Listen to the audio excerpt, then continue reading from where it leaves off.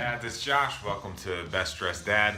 This YouTube channel is all for us as fathers who either want to start dressing better or just keep dressing our best. This week you're catching me on a busy week, so I'm filming a quick video here on my lunch break. But I was talking to a friend of mine, Dan, and he asked me to do a video about pattern matching. So that's what we're going to talk about in this week's video. Before we get into it, if you haven't already, please remember to subscribe to the channel. Click the little bell next to the subscribe button so you get notifications whenever new videos are posted. I'm also going to have a link down in the description to the article that I wrote that will go into much more detail than we'll get into in this video about pattern matching. So when Dan first asked me to cover this topic, I thought, pattern matching? That's kind of boring. Sorry, Dan. But the more I thought about it, I realized he's right. This is kind of a tricky subject, and it's not just a dad thing. This is like guys in general don't usually get pattern matching correct every time. Why is that? Well, I think it's because it's kind of hard, right? Not only do you have to match your colors, but you also need to match patterns, and that can get a little tricky. Because of this, guys are either going to just avoid patterns altogether, just wear solid colors only, or they're only gonna wear one pattern at a time, or there's some guys that are gonna just go for it, but when you go for it, sometimes you can miss pretty badly. So for me, 90% of the time, I can be lumped into those first two categories. Just wear solid colors only, or just wear one pattern at a time, like a flannel shirt and jeans. Solid color and a pattern. The issue with those two options is that it can kind of become a little monotonous over time, right? Especially if you're like me and you wear a shirt and tie almost every day to work. So since I don't do a whole lot of pattern matching myself, we're just gonna stick to some basic concepts, and I'm just gonna stick to what I know, which is shirts and ties. Don't worry, there won't be any high level matching like plaid suits with striped shirts or polka dot shoes and plaid pants or anything like that. Just some simple do's and don'ts. So these do's and don'ts are primarily just gonna be for shirts and ties, but I guess you could apply them to other pattern matching as well.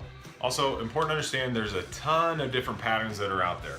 Polka dots, you got herringbone, houndstooth, paisley, all bunch of different types of patterns. We're really just gonna stick to a couple different ones today, primarily just stripes and checks. All right, let's get into the do's and don'ts. First, let's build the base with our shirts and talk about what we should do when it comes to shirts. Do wear standard business colors like whites and light blues.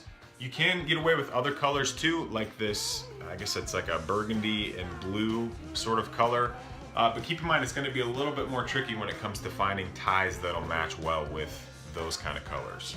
The second thing you're gonna wanna do when it comes to shirts is pick shirts that have small checks or subtle stripes. So this shirt that I'm wearing now has small checks. Here's another example of a shirt with small checks.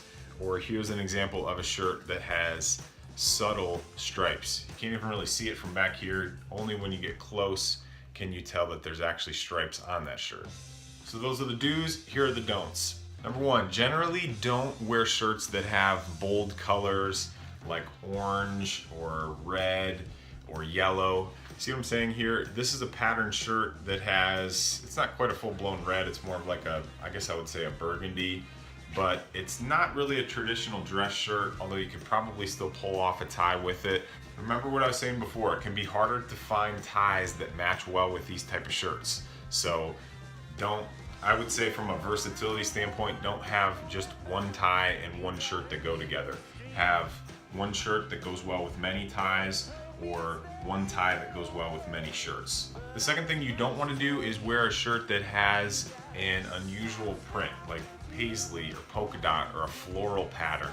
It's not going to be a good look when combined with a tie. And third, you don't want to wear a shirt with a large print. Let your tie do the talking in this instance, not your shirt. Okay, let's move on to ties. With ties, the first thing you do want to do is choose ties in brighter colors. Remember, like I was saying, don't have your shirt in a bright color. So a nice way to contrast that muted shirt is to pick a tie in a brighter color. The second thing you'll want to do is wear ties that have larger prints. So like the one I'm wearing here has large stripes. This one has large checks, I guess that is, another striped, and then another checked option here. When you're wearing a shirt with smaller patterns, you can offset that with a tie that has a larger pattern. Now, the things you don't want to do when it comes to ties, generally you do not want to wear a tie that is the exact same color and pattern as the shirt you're wearing. A monotone look can be cool in some instances, but usually not for every day around the office kind of things. And the second thing you don't want to do, hopefully this isn't any of you, but you definitely do not want to wear ties with cartoon characters on them or your favorite sports team. You guys probably know already I'm a diehard Cavs fan, so I'll give you one pass.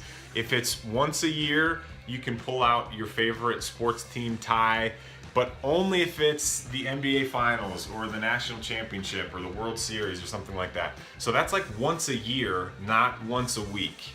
Okay, so that's my quick list of do's and don'ts. Remember, this whole idea of pattern matching can be a little bit tricky. So do your best to aim for standard colors like white, light blue, traditional business colors. Stick with small patterns in your shirts. Don't be afraid of bold patterns in your ties. But one thing that I'll have you guys remember, I don't know if you've ever seen the movie The Patriot, but Mel Gibson's character tells his son to aim small, miss small. He's basically saying if your target's small, you're gonna miss small, but if your target's big, you're gonna miss big.